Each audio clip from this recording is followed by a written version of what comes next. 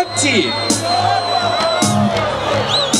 semkocha zinakurora yakati yapinda bhoda zvanzima wanti zvarava kunokuvagowa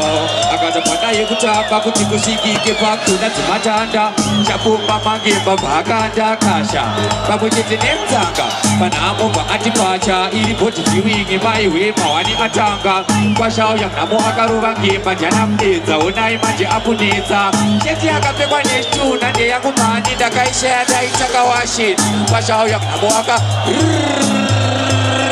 makuwa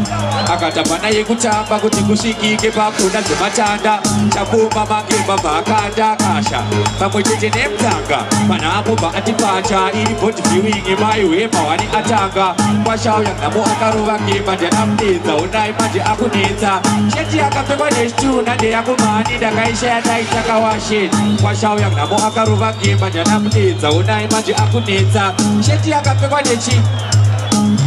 chinzwa saka nakurura chituna here zviri nani muchivige chiritu kuti nyamenge nemudharo aisiku anotsiye achienda nesheti yadati bhesi namba yake ngazonditete apa futi akashata pesinengesena pama nepapa pamatama akarembera kugeza kuenda atya handingamusiye achi drop top boise tobata pemkwasha here apa bare zvikati saka dakurura chiuna here zviri nani muchivige chiri nuni kuti nyamenge nemudharo aisi good siye achienda nesheti yadati bhesi namba yake ngazondite apa futi akashata pesinengesena pama nepapa pamatama akarembera kugeza kuenda atya handingamusiye achienda nepatya kozi mwana wake nesheti akamudwa kunaka dashwe maidije odama apekito kuti dziite kamutindo audze handimisinge zvetsaranidzo iri iphone 6 iwamafanito ndinodinga goma dzati utakunanzwa goma madinga matsva makutomwa nevana vakwasha